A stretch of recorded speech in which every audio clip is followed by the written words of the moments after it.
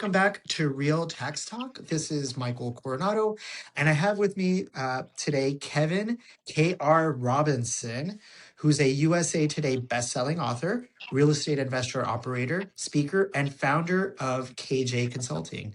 Thanks so much for coming and joining me today, Kevin.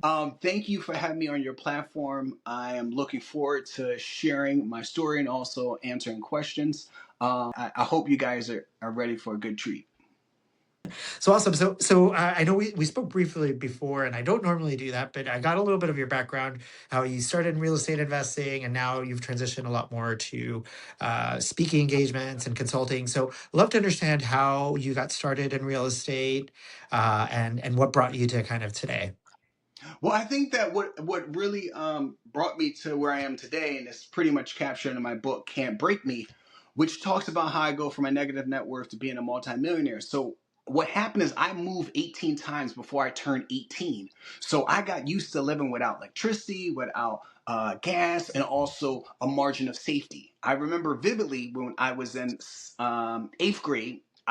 We lived in a studio apartment not far from Temple University. We had a bathroom sheet, no bathroom door. We had a hot plate, no stove. We had a bathtub and no shower, and 15 people competing for space with rats, roaches, and flies. And I remember my stepdad, Father Charles, who I talk about in the book, Can't Break Me, he said, don't be an F up like me and everybody in our family. Because I had siblings who got pregnant really young, 14, 15, 16, dropped out of school. And so I already knew how my story would end. So I decided at that moment to basically take his advice, and he said, do as I say, not as I do. And I could see the tiredness and hopelessness in his eyes. And I said, I'm going to shift my mindset, because prior to that, between 4th and 8th grade, I was smoking and drinking, and skipping school, got 3 B's, 3 D's, 1 C because I'm cute. And so I shifted my mindset. He was the one that introduced me to real estate. We would walk around, and he would also fix kitchens, bathrooms. He knew how to do everything, but he smoked a lot of weed and couldn't be serious and focused. But he planted the seed for real estate, and then I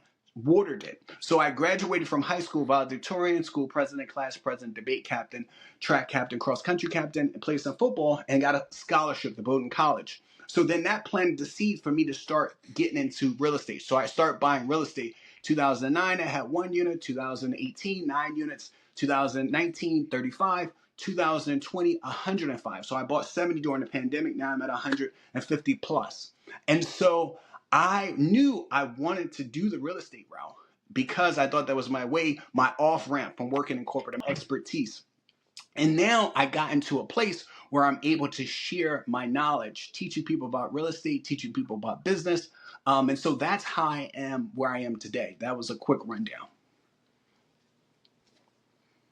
Awesome. And so the units you've rented, I mean that's impressive. I mean, I think there was it's tough, right? I think a lot of times people try to use the where I came from as the reason why I'm not successful. But I think bad situations, there's this opportunity for you to overcome them and not be marked by them. It's a choice, right? It's a conscious choice. Am I a victim, or of circumstance, or am I someone who said, yes, this happened, but this is what I'm going to do in spite of that? And that's something that I think I've always thought in my life, and it's wonderful to meet someone who's been able to do that, and definitely inspirational for folks who are in that, and for people who aren't. Also, how do you go past where you are today, right? You don't have to be necessarily in such dire straits, but you have the opportunity to do so. Why Yes. not do that? So that's amazing. And it's amazing now that you're sharing that with others. So I think that's Yes. amazing. Uh, and so when you started buying real estate, tell me a little bit about that. So What was your first I, deal? Were you still I, in I, I, college?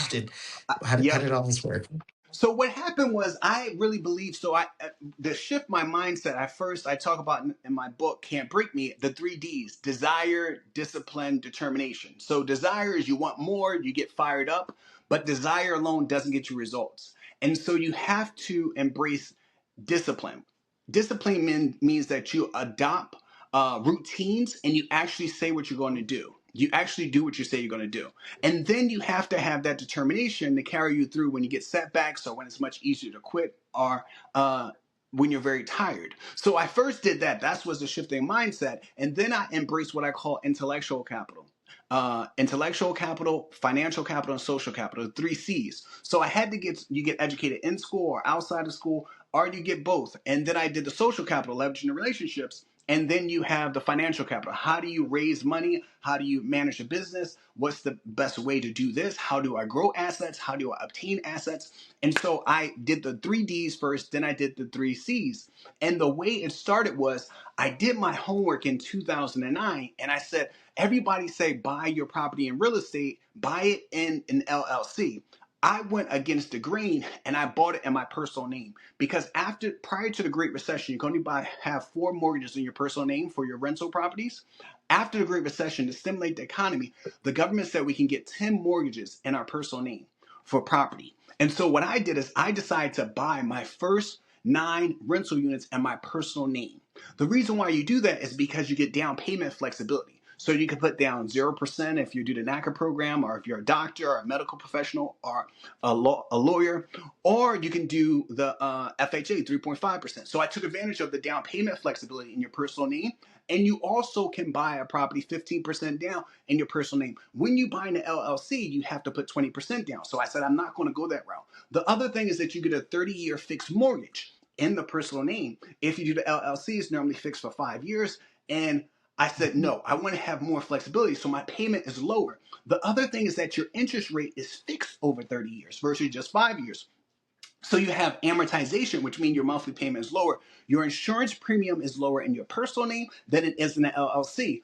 And then I was like, people were like, but KR, what about the risk? I said, when I go outside, when I see it's about to rain, I put my raincoat on, but I also take my umbrella. So you buy the regular insurance for the property, but also an umbrella policy to protect you. So that was the way I got into the business, where I can live off my 9 to 5, buy these properties and take advantage of all the benefits that goes along with if you buy in your personal name. And then in 2019, that's when I start buying in an LLC. So I lived off my 9 to 5, saved my cash flows from, you get 4 benefits for buying a home in real estate. One is your cash flows. After you pay for everything, that's cash. The other thing is your tax benefits, depreciation, you get the right stuff off. The other thing is going to be amortization, whether that's forced amortization from fixing things, appreciation from fixing things, or it's natural appreciation. It's just going up with inflation. And then the other thing is going to be the debt pay down. So you're paying down the debt. So all that money and all those benefits I was accumulating over the first 9 years, live off my 9 to 5. Then what happened is 2019, I could borrow against these assets and also borrow from my cash cushion or my cash reserve to start buying apartment buildings. So that's how I got from point A to Z. But that's interesting, and it's funny. It's interesting also because you touched on a lot of things, right? You talked about the how you slowly did this, and you stayed at your 9 to 5. You use the money, right? Because that's the thing. A lot of people say like, oh, 9 to 5 doesn't work, but you need the 9 to 5 because you need some capital, right? No Yes. matter you need some financial capital. Yep. Now, Yep. social capital is important, but you need some financial capital because no one's Yes. just gonna loan you with nothing. And then you touched on some of the things that people sometimes miss is that on paper for tax purposes because of depreciation lots of times you look like you're losing money, but as time goes but you are actually making money from a cash flow perspective. So you're Yes. losing money or making less money, you're paying less tax, Yes. potentially zero depending on the Yep. situation, And it's and then you offsetting have this property. and it's uh, offsetting your W-2 yeah. job as well, income. So I know you're a tax guy, that's why I mentioned it. But go ahead. Yeah, absolutely. It offsets your W-2 income if you have a loss. Yep. But in reality, in your pocket, in your bank account, you actually are adding capital that then allows Yes. you to invest further, which is what you've done, and that's interesting. And so, I mean, I touch on the financial capital, but you mentioned something that I think a lot of people sometimes miss, and especially in this day and age with everything being electronic and online and less of the person to person, but the social capital. I Mhm. How important did you see that? It's How important very was that for important. you to develop? It's extremely important. I'm glad you zeroed in on that. So when you go, you have the 3 Ds: desire, discipline, determination. Then you have the 3 Cs: intellectual capital, social capital, and financial capital. The social capital, in many respects, once you get to a certain level, it's even more important than a financial capital. And so I talk about the 3 R's, which is you build a track record and you're building meaningful relationships. And if you do the first 2 R's, relationships and track records, you're building those, your reputation will precede you. And so then in 2020, because I was an investor already for 11 years, I was able to build relationships, but now it turned from relationships into social capital where I can affect change in my life and other people's lives. So now in the reputation, people come to you and they say, hey, look, KR, you've been successful. You have a track record with the bank. You've had these cash out refis. You went from single families to apartment buildings. We want to give you some money. We want to invest with you. So now you can use your social capital, which is your reputation, your relationships, to open up doors. You're getting better terms on your financing. You're getting better terms for your investor deals. You're getting better terms for working with your lawyers, working with your accountants. So now you're using your social capital to affect change on multiple levels that you could not access in the beginning because you did not have access to social capital. So you have to build it, and it builds with your reputation.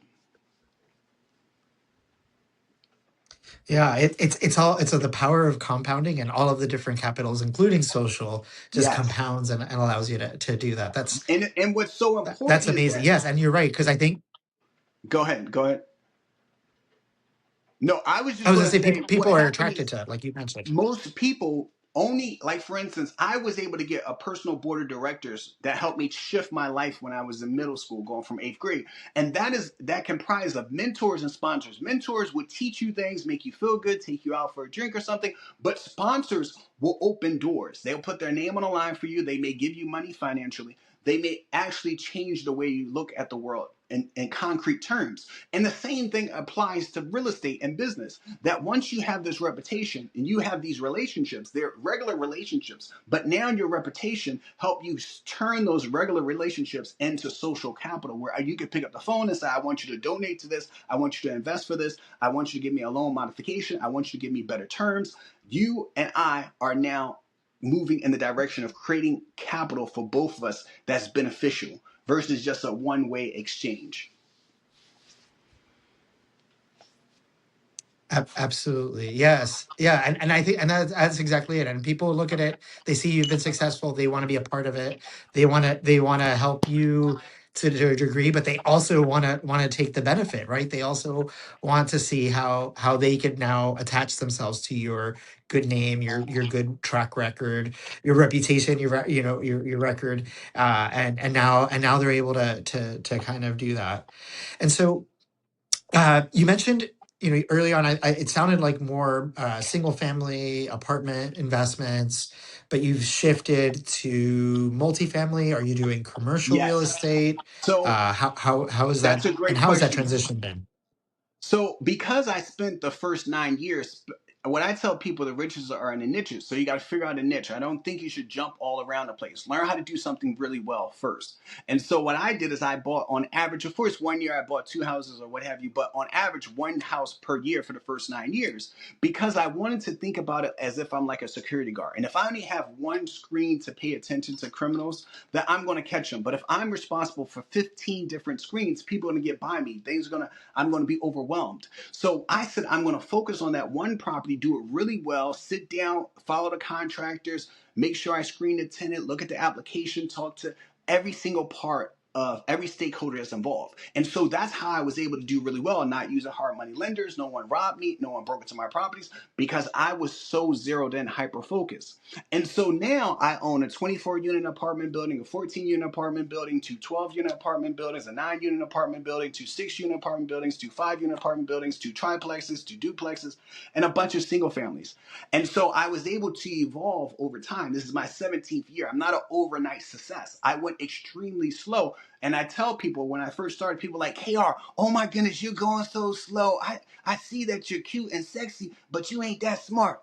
But that was in the first 9 years. When I got to 2020 and I bought the 70 units during the pandemic, they said, oh my God, you must be really smart. No, what I was doing is running my own race at my own pace. And I tell people, look, things done well are done soon enough. You don't have to try to be anybody else. Be the best version of yourself.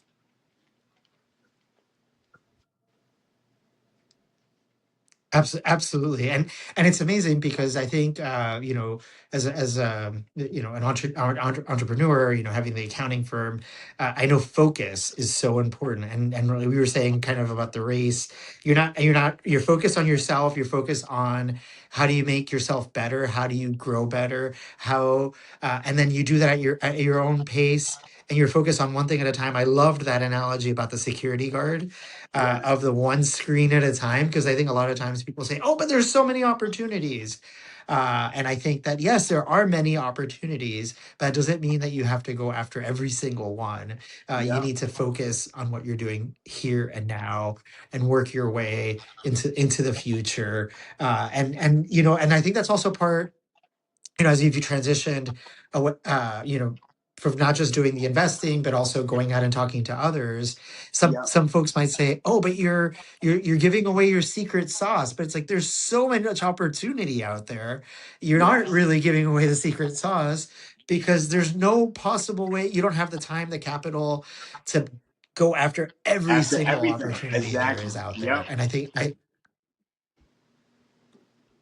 and so okay. And and you mentioned kind of, you know, that, you know, your speaking engagements is kind of what you're doing a lot more of now. how Yes. did how does that affect your ability to source and find new deals? Are you still doing those, So I'm glad you or did you mentioned slow that. that down?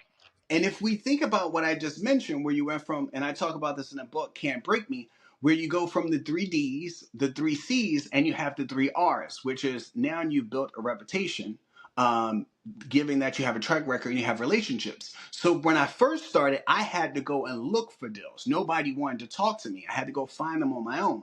Now that you have a reputation, almost 20 years in this business, and you've done really well, everybody is calling you, from lawyers to banks to wholesalers to realtors to church members to friends to taxi drivers, because my name is on a few of the buildings. Everybody under the sun is trying to give you an idea or pitch something. So therefore, I accept blessings from everywhere. My job has actually gotten easier to come up with ideas. The thing is that once you build that reputation, people will just start banging on your doors. Opportunities will be all over the place. The thing is that you just have to be more selective, because it's even more opportunities. So you make sure that you stick to your core framework for analyzing deals. But in terms of having to chase them on your own, it's just so many people, because they know that if, say, you bring me a deal, you're getting a commission. That person's getting a commission. You're trying to offload things. So you become the number one target. Absolutely. Yeah. No, and I was going to say, and you have more than just financial capital at risk. You have your social and your reputation on the line. So you got to make sure that when you're going for a deal, I mean, it doesn't mean that something can't go south, but you're going for a deal that you truly believe is going to be successful, right? Because you know Oh yeah, that's all part of it. exactly. And you don't have And to, so, actually, you don't have to swing at every baseball that comes your way. You actually get to sit back, because you're like, I'm already sitting pretty. If I don't buy any more real estate, or I just sell all my real estate, I'll be good. It's not. I don't need to get to 1,000 units or 200 units. I actually grew up poor, and I tell people, if I become poor again, it'll be my second go around, and I'll be really good at it, because I know where everything is. I've done it once. So it's balancing that long term greed against that short term greed. When you're in a hurry and you feel as though you're going to miss out, that's when we tend to make a lot of mistakes. But I actually think that you get to run your own race at your own pace, and become, in order to do something that you've never done, you have to become someone you've never been. Like, I never imagined that I will be speaking at Yale University, Dartmouth College, Bowdoin College, Morehouse College, Spelman College, Temple University, the New School, the Juvenile Youth Center in Philadelphia. These things, I didn't envision myself doing that, but I was willing to change and look at the world differently.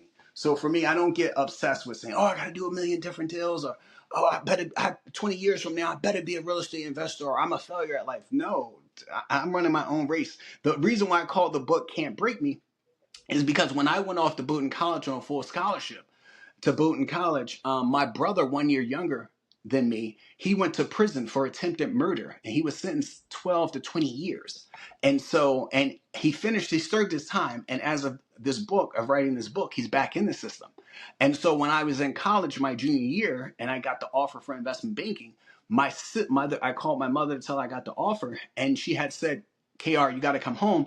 The father of your sister's children just shot her 5 times in the face and put a hit out on our family. And that was national news. So I had to go back home and I had to decide, am I going to make that a defining moment that's going to break me, or am I going to build from here? And so I decided to build something that can outlast me, that can change my family's trajectory. So when I think about life, I'm like, it's okay to run your own race at your own pace, and keep reinventing yourself.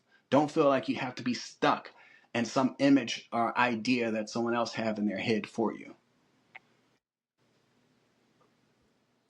Absolutely. And you mentioned, starting in investment banking and then moving to real estate. That's actually been a theme in many of these conversations of folks who uh, if someone was I actually met with someone who uh, was a lawyer, went through, was a practicing lawyer for 5 years and decided, I'm going to be in real estate and this is what I want to do.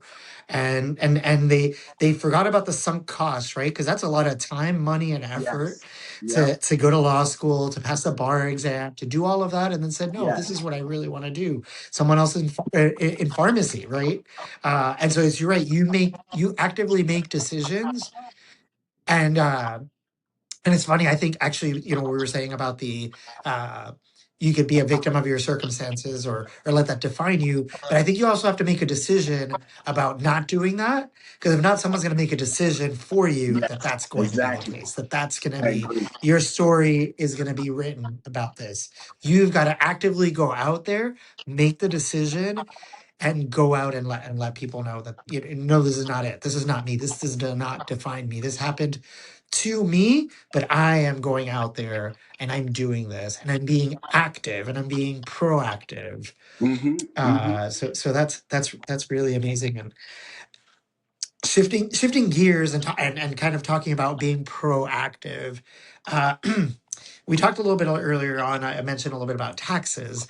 I'm curious, how do you go about, or how have you gone about evaluating deals and not looking at it just from a this will make me $1, but this will make me $1 after taxes? Is that something that you've kind of now thought through a lot more? Yeah, well, I think necessarily, because I started with just an individual, buying one house at a time for like the first 9 years on average, it helped me really zero in on the Schedule E. So I was able to pay attention to every line item on the Schedule E and be very cognizant of the fact that, okay, this is the depreciation. What schedule do you want to use? Are we going to accelerate this? Are we going to itemize things, for instance, and say, all right, we're buying certain things that should be on a 5 year schedule. This should be on a 10-year schedule. So we are very cognizant of those things very early on, my accountant and I. And so that really helped with the big picture as I'm thinking through things. So some people would say, oh, let's do like a cost aggregation, cost analysis when you just buy something. But you have to be able to factor in, is that really going to benefit you? Because it may help you on the front end, but what about 30 years from now, 40 years from now? Are you in such a rush that you want to take all of your cost segregation, your benefits right now up front, or do you prefer just to spread it out? You're in no rush. And so we had those type of conversations, and then we're thinking about also, do we want to buy in bulk so we can get these, take these loss ahead of time? So if I did start my own I did start my own property management business, but we did that. We have an LLC, and we're like, okay, how should we allocate this? Should we think about 1099 employees, or should you try to get a full-time employee? What are the tax implications for either way? How much should we be putting away for my retirement plan, whether it's a self-directed IRA? So I'm factoring all those things in as I go through the process of building my business. Absolutely. And you touched on one, like the cost segregation, because I know people talk about it. It's sexy. It's like, let's go out and do a cost segregation study. And yes, potentially, right? If you're a high W-2 earner and you want to offset that W-2 income, maybe it makes sense to do that. And now that, the bonus depreciation is back at 100% and you want to do that this year because you have a high 6-figure or 7-figure W-2, great, go for it. But you have to think through, what does that mean on the back end? If in the future you go sell a property, and conversely, maybe you hold off on that for when you need to offload some properties and Yeah, purchase another property, or go back and do a cost segregation study on current properties, which a lot of people don't realize. You go back, right, and you go back and say, "Oops, I didn't do a cost segregation study. I'm going to do that starting now, which is when it's yeah, convenient for me, right? Because yeah. of bonus appreciation and all of these things, and then go back and do that." And that's amazing that you were so tuned in, because lots of times I find folks are not tuned into, well, this is an item that needs to be depreciated. I can't just say I spent this money on appliances and deduct that off my income this Mhm, year. I've got to depreciate these appliances for 5 years, or landscaping over 15, and mhm. And like it's all so of these other things that people just don't really take into. yes, and I'm glad you mentioned that because a lot of people don't understand. Like, okay, is this a repair or is this capital improvement? And so, is this going to how is this going to affect my current cash flows? But also, is it going to increase my cost basis for the property? That over time will increase my depreciation. So people they're not factoring in these things. You're like, okay, so we have closing costs. How do I allocate that? Do I go over here or go over there? So I think it's really important that one sit back and say, all right, what are the tax implications for everything I'm doing here? Yeah, and just the same way that we said about depreciation helping you, and you might have more money in your pocket, but reporting less income. The inverse could happen, where something has to be depreciated and you have less money in your pocket, and you're than what you're reporting. Right, you're reporting this income Yeah. and you don't really And have it yeah. because you've gone out and spent this money Or you actually year another year thing we one. overlook is that I like to pay my taxes quarterly in advance. And so people fall behind because they're not paying their federal the IRS on a quarterly basis. And they're like, oh my goodness, I didn't think that through. So it's very important to think about that as well. You don't want to make it so much that you're excited. You say, I'll get it back, a big tax refund. That means actually you gave the government an interest free loan. It's all these things these little subtle things that are so important that get overlooked, that I think investors should really think about before, and also think about the implications when you go to the bank and you say, I've been running the business for 17 years and we've never had a year where I have cash flow, where I'm cash flow positive, or my income statement, my Schedule E has never shown income. So it's nice that you may have been showing a loss, but then they may say, no, we can't give you the loan because your properties are not generating enough money. This looks more like a hobby than like a business. Yeah. Well, the banks will add now, to the bank's defense. They are smart enough to add back in the depreciation because they know Yeah, that's not a but some real people are expense. going they're But adding, yes, but yeah. not just from the depreciation, but because they put everything in repairs versus capital Uh, improvements. And so what happened is that you're not just the mm, depreciation, it's that capital repairs and negative. Yeah. capital improvement and Yeah. repairs are not being allocated appropriately. Absolutely. Yeah. It's a catch 22. And I find that as well, being in the accounting and tax planning place, where people are looking at it and saying, uh, well, I don't want to pay tax. Well, then what's going to happen when you go ask for money, right? I don't want to have so much income, but what's going to happen when you go to the bank? Because the banks will say, you have no income. You don't have the ability to pay me back, and you're not doing a good job on the previous properties. How are you going to do a good job on the next ones? And so Exactly. I think that they really, it's nothing is perfect, right? There's always Oh a yeah. balance, and It's more it like an art really, than a science. absolutely, yeah. And so, Kara, I like to ask folks, what if you were kind of looking back, and I mean, I know, your background may influence, what you were going through, but what would you go back and tell someone, or tell yourself back? What do you wish you knew, kind of getting started, that you now know, and just like, gee, I wish I would have Well, gotten, 20-year-old well me and shook him and told him this. what I do know is that I think when I was first getting started, I missed out on a few opportunities that were within. within reach. So like I bought a property like on Catherine Street, and I got this really great property for 65,000. I put like 25% down. The property's worth over 200K right now. I've done a cash out refi, beautiful, and a property that was like two or three doors down, looked very just as nice.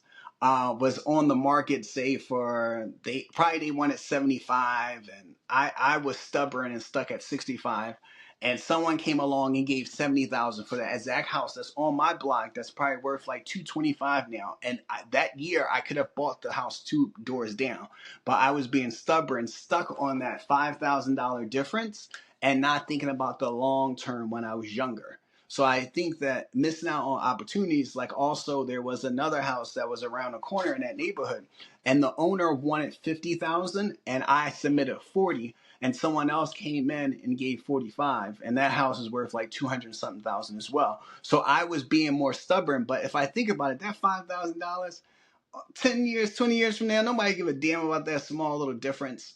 So I think that that is something I would have told my younger self. I, I think that's true. That's a really good observation, and I think yeah, I think that I think that a lot also like when you're buying a property for yourself, like to live, like it's you're gonna be your home. Is the $5,000, $5 or $10,000? Is it really gonna matter? Oh, I need to get the best deal because the other house sold for $10,000 less. But yeah, on an investment, the same thing. Do the numbers still pencil, right? Forget about what you want to pay, but do they pencil? And is it still look good on paper, right? Is it still something that's going to make sense? And I think an area where people get hung up on that, not just on purchase price, but on the interest rates. I think that's yes. Do you wish interest rates were still 3%? Yes, Mm-hmm. maybe, but then maybe houses would be tripled now, and that wouldn't be a Yeah. good thing either. Uh, but yeah, if you pay a little more for the money, does it still pencil? Do you still make Yeah. money at the end of the day? Do you still think that this is going to appreciate? Does it matter Yeah. that it costs you a couple of extra thousand extra in interest a year? Yeah. If it Yeah. does, then it's not the deal, right? Yeah. It's Mm-hmm. not the deal. I think that's really a good way to look at it. Well, okay, I want to say thank you so much. As always, I've learned so much from my guest. I've learned something new every single time, which I love. And I think you have a very inspiring story that I hope folks either from through here or actually pick up your book as well and kind of learn a little bit more about. You don't allow yourself to be defined by others and your circumstances, and how do you push forward. And I think that's really truly an inspiration, and you don't have to be a you know uh, you don't have to have 150 properties, right? You could have 20 You don't. properties and still be successful Yes. and still be happy and still kind of and do those things. So thank you so much, KR. I Absolutely. really appreciate you joining. And Thank you well, for having me on your platform. You guys can't break me is out.